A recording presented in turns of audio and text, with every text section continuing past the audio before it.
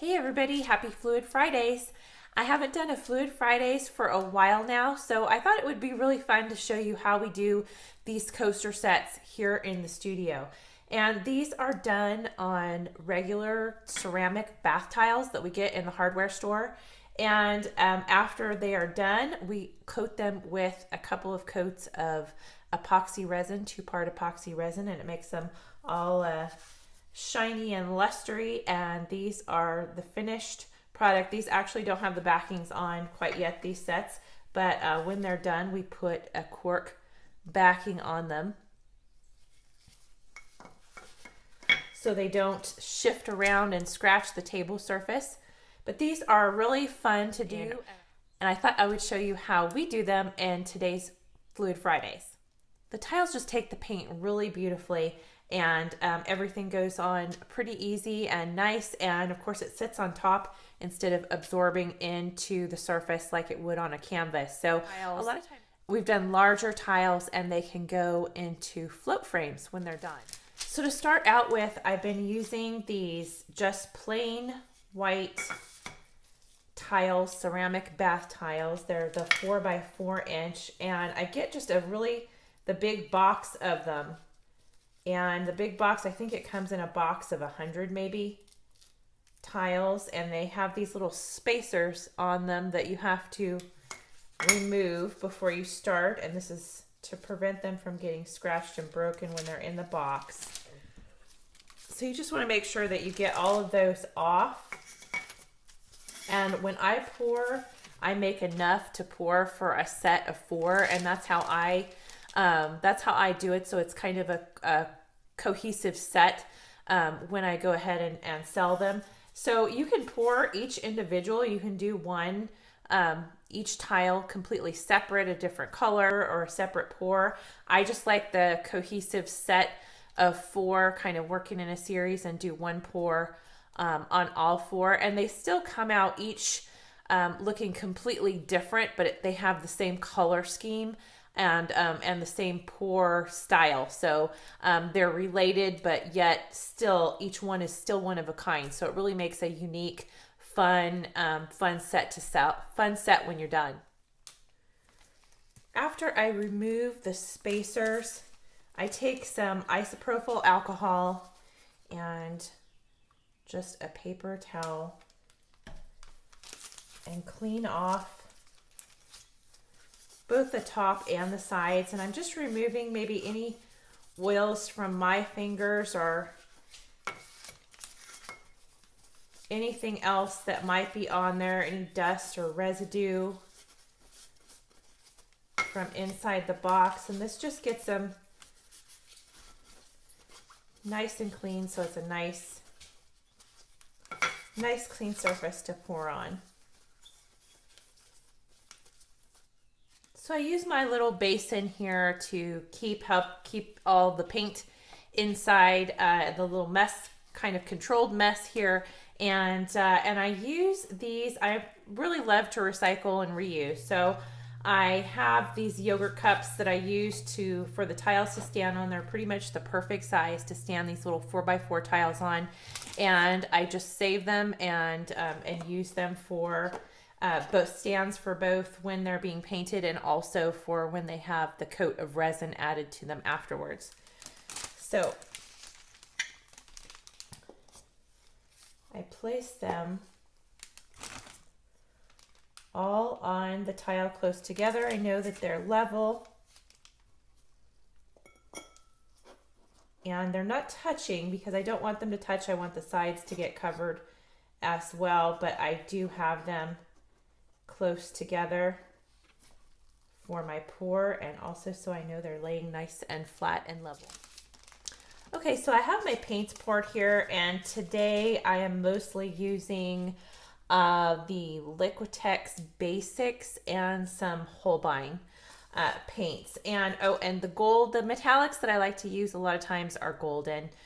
This is a golden heavy body iridescent gold bright.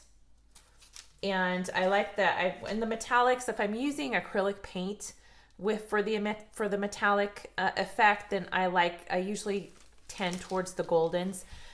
whether it's the bronze or the silver or the gold. Those are the ones I tend to like, are goldens right now.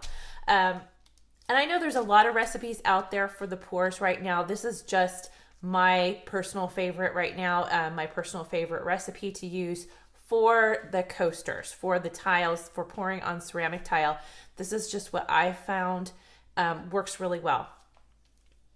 So this is just acrylic paint, and I have probably enough for more than one set of coasters. But I usually have like a box of 100. So if I have paint left over for another pour, then I'll just go ahead and do another set of coasters. My Floetrol ratio right now is probably about, and I don't measure this out, but probably about 2-to-1 ratio on the Floetrol. And Floetrol is the kind of extending pouring medium that I like to use. I've tried a lot of different mediums. I've tried several pouring mediums, and right now for the tiles, at least for these coasters, the Floetrol works really well, and I enjoy it. And I get that at the hardware store. You can also order it on Amazon, I'm pretty sure. And I'll put a link. I'll put everything, including all the colors that I used, on the blog today. I'll put a post of all the colors, so in case you like those colors, you can see exactly what I used. So about 2-to-1 ratio on the Floetrol. I do eyeball everything. I don't weigh it. I have found that I'm liking it a little bit thicker than I used to for the pours. And after the Floetrol, I also been using some PVA glue, and this is just, it's PVA, it's archival. And I put about 1/2 teaspoon of the PVA glue into each cup. And that's about the right amount of glue for this amount of paint. There's not more than 2 tablespoons of paint in each cup. So, and I'm going to mix that up.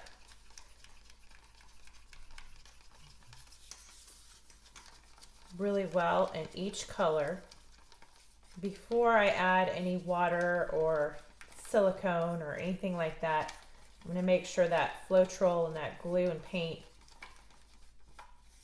is really mixed well for each color. And then of course, different paint brands, some are thicker, some are thinner. So that kind of gives me an idea of how much water I'm going to need for these. And also kind of give me an idea of the colors. And some of these, we mix our own colors, so a lot of times it's not straight from the tube. A lot of times we'll alter these colors, make them lighter, darker, kind of make our own concoction. So I might play around with a couple of these and just make them a little bit darker. I really like a really dark blue. Okay, so I like that Holbein blue. It was a little bit bright. So I also wanted a little bit of a darker tone for my darkest blue, but I didn't want black.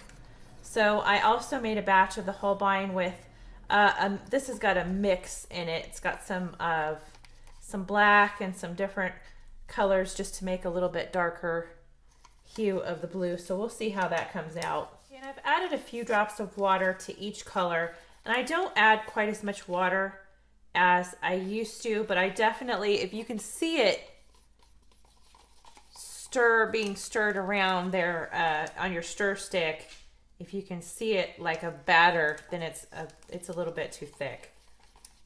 So I don't want it runny like water though either, and have all the color running off of my tiles. So there's a happy medium in there somewhere, and you kind of just have to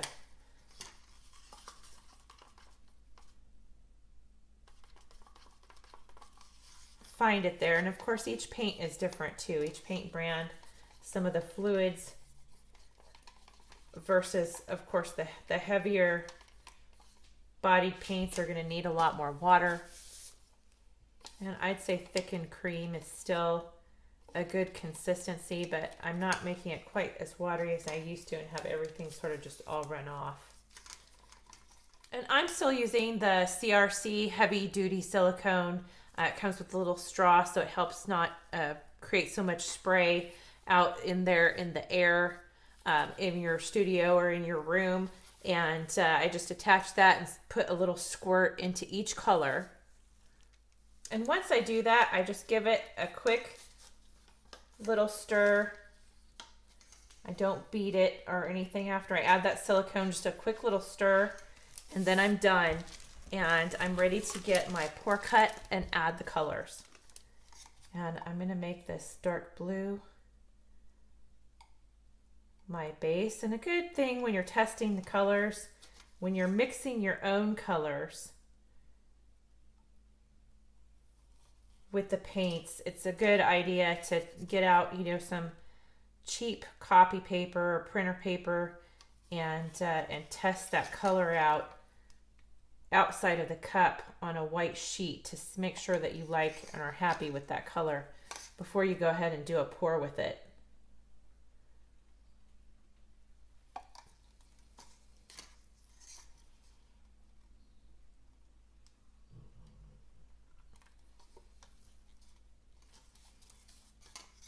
Go ahead and add a little bit of that gold. Don't really have any yellow or any, just the orange and the gold to contrast with all of these blues.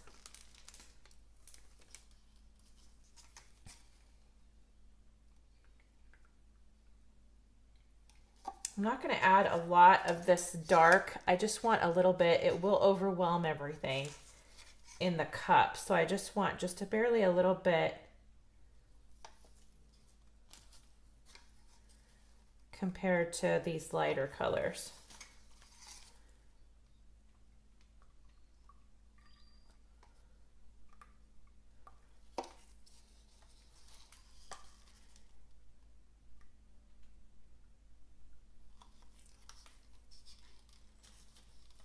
And I'm going to let this be the same pour for all 4 tiles.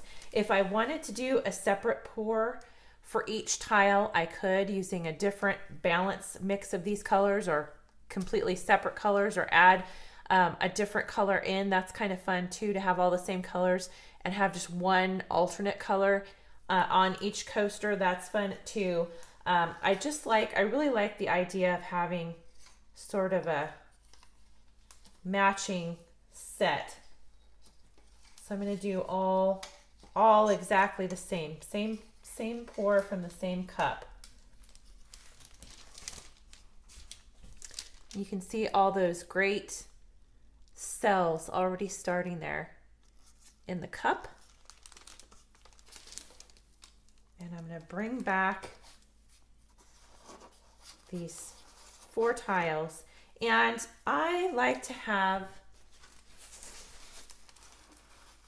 and that's another thing, is they wipe off, and like a canvas, it'll wipe right back off if I get something on it from my gloves. I like to have a base layer on these tiles. So I like to have something already down on the tile before I pour, and just sort of some negative space. And that could be any color at all. It doesn't have to be white, doesn't have to be black. It could be a darker blue, it can be gold, it could be anything. But I like to sort of create a negative space for the pour first. So I'm going to go ahead on this one, I think, and use white.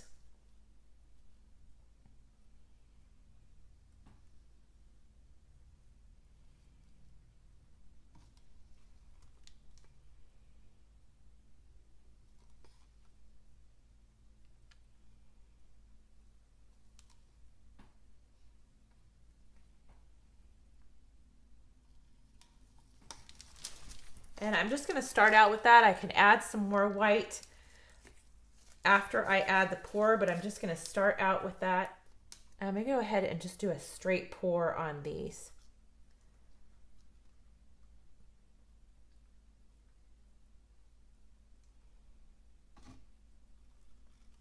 I can pour through the white, around the white.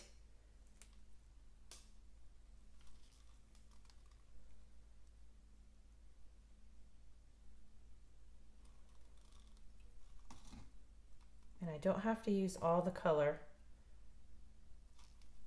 Just getting started.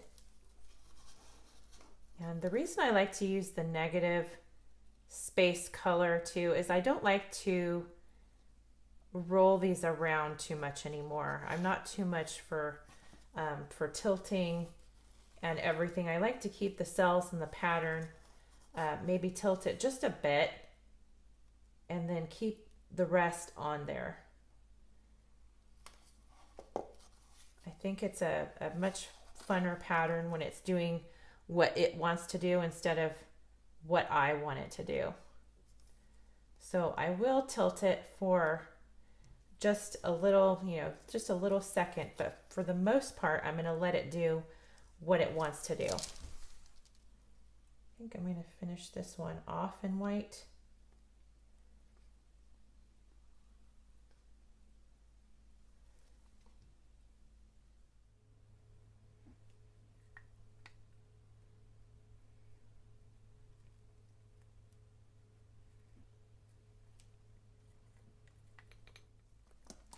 And that's the fun thing about these tiles, is the paint is sort of sitting just right on top, and it's kind of easier to manage to me.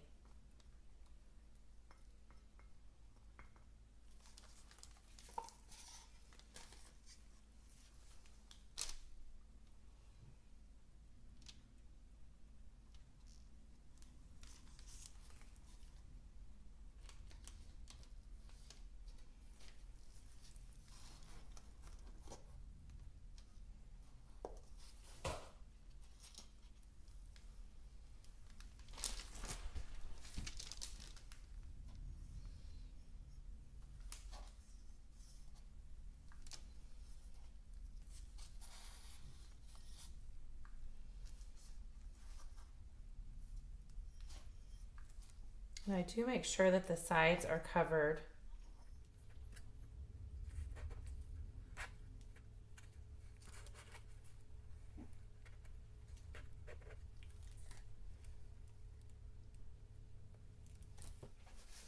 Okay, so I kind of just let them do their own thing for a minute, and then I go ahead and take my torch and see if any more cells are going to come out and get rid of all the air bubbles.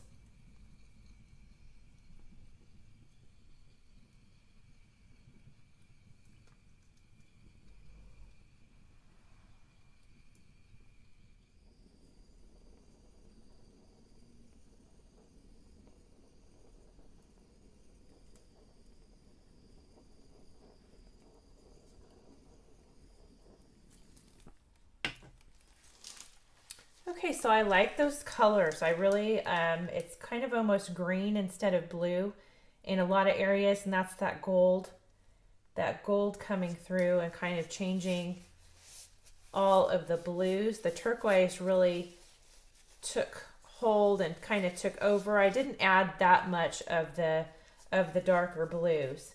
So it's really pretty. You can sort of see some of that Holbein brighter blue coming through, just sort of an underlayer underneath, and that's really pretty. I usually let them do, like I said, let them do what they're gonna do, and then go ahead and torch them just to get the air bubbles out, and look around and make sure that the edges are all covered. Usually I just go around with an extra, just go around with a stick and make sure that I have a nice even coverage on all of the sides there, on all the sides there on the tile. And you can see this is the exact same pores, the exact same same color, same from the same cup, but each coaster now has a completely different look. It's a completely, each one is completely unique and its own little art piece unto itself, but they're exactly the same color, so they're still a matching set. So this is a really fun way to do a coaster set, And I'm going to go ahead, I have enough actually paint in all these cups to do another set. So I'm going to do use the same exact colors but in a slightly different way and see if we can't get a completely different look. Okay, so I have enough paint for a completely new pour. So this is 4 clean tiles, been cleaned with alcohol, ready to go. And I'm just going to use the paint from the same exact cups. I'm just going to pour it in a little bit differently and use maybe some more of the darker blues than I did before, and see if I can't get a little bit of a different color scheme going.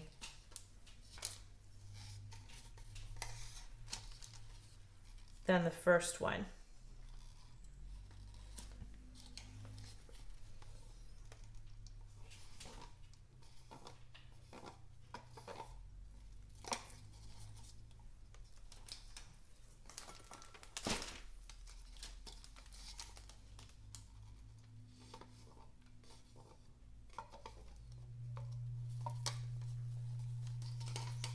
Maybe just a touch of the gold. And a touch of the orange.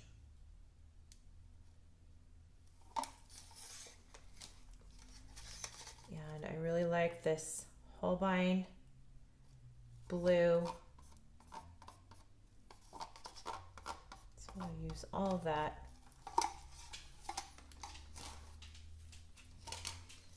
And how about a little bit of the color from the other pour as well? And I'll just pour that right in.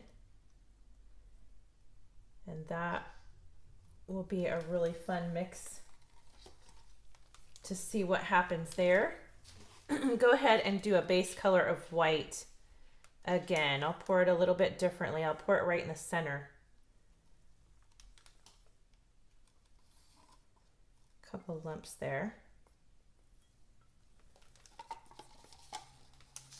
Might have to fish out a couple lumps on that one, but this is, look at that bright blue.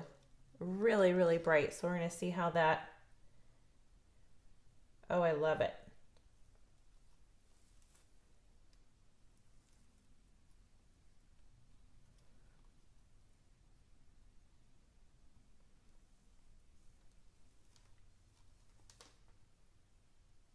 Pour this one right in the center.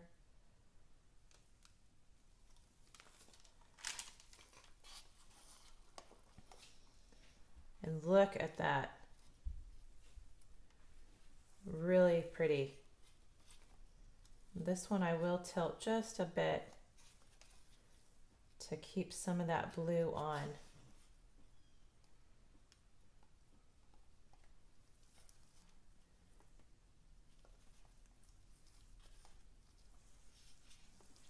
Really love that. And some of them have more blue and some of them have more white, and that's what makes it such a pretty set.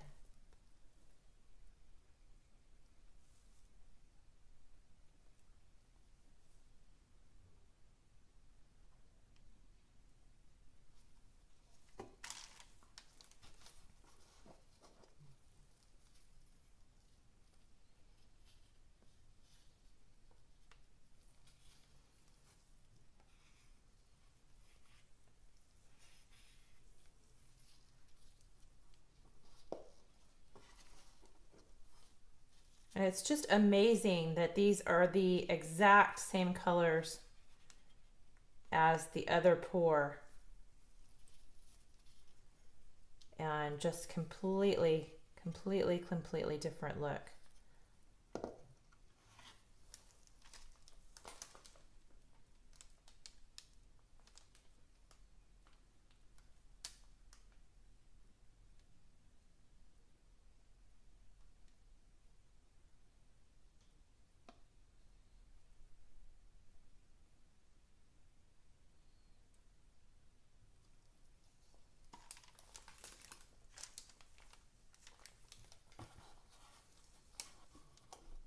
And this one had a little bit of white few lumps there in the white. So I don't want to tilt it too much because I want to make sure I can get those lumps out, probably with a needle.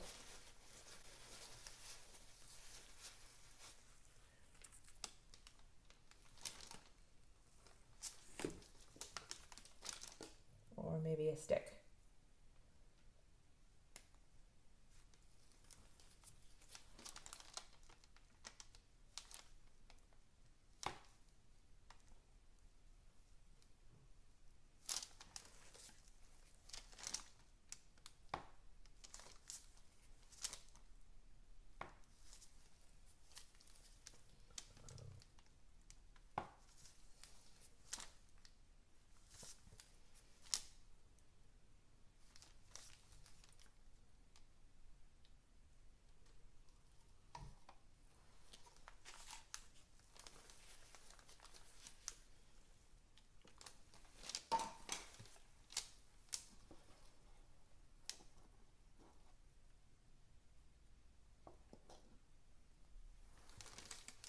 Okay, so played around with that just a little bit, and I'm gonna go ahead and torch it.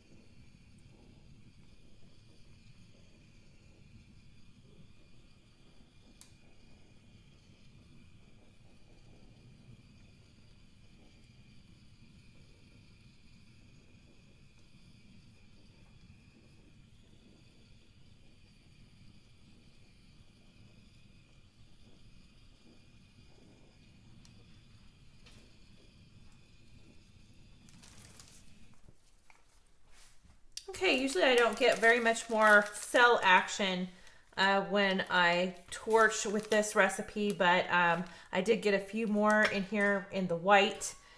Usually I don't. Usually it's just to get the air bubbles out mostly, and not a whole lot of cells. Incredible amount of cells anyways pop up with this particular recipe that I use. But this, I really love this set. Let me get the other set and compare them side by side. So here are the two sets, and I'll go ahead and scroll over with my camera, scan over them so you can see both the close-ups of both pores too. But this is the exact same. I used the exact same colors. I didn't leave out any colors in the second pour that I used in the first pour. I used the exact same colors, and I just used a different ratio of darks and lights, and completely separate pours. So it's just really fun. It's really fun to see that you can use the exact same colors over and over again and get a different and unique look each time, not just in how your pour is poured, but in the actual colors itself. And that's really, it's really exciting that you can use these colors the exact same way, except for how you pour them in the cup and how much of your dominant colors that you're pouring in. So on this one, I poured more of the Holbein blue and also more of that sort of deep dark blue that I concocted myself, mixing several of the colors that actually were in this pour. I didn't use any colors that weren't in this pour except for that Americana black. I did add a few drops of Americana black, but really then I added some of the other colors that were in the pour as well, and made this sort of deep sort of phthalo blue here, and really like that. It almost comes out in the pour as it's close to black, but not. It's still that deep blue, and I really like that sharp contrast with the white. You can't see barely the orange or the gold almost at all in these, but they are there. If you look really closely, you can see just a little bit in the undertones. On this pour over here, you can really see the gold and the orange a lot more. In fact, they almost made green in some areas, and actually quite a few areas that gold mixed with the blue and created a green color. And I used about the same amount of white on both of them, both as the negative space and in the pour, but it's that dominance of how much blue I added and how much green and gold that I added that really created the differences here in the pours. So it's just kind of fun to experiment with and play around with using the same colors. How many different scenarios can you create using those exact same paints and exact same colors? So these I'm going to leave out for a few days to dry. Right now I'm going to pretty much babysit them a little bit and make sure that all of the sides are even and that I don't see any air bubbles, which I see one right there that I need to take care of. So I'll babysit them for, you know, a couple hours here, and then go ahead and let them set them completely aside and let them dry for a few days. And then I go ahead and add usually 2 coats of epoxy, 2-part epoxy resin to them, and really build up that really glass-like finish. And really build up that glass-like finish on them. And you can see how pretty it just makes everything really pop and stand out, and it just brings all of your colors. That 2-part resin really brings all those colors out, and just looks like that really that really beautiful glass-like finish on the coasters.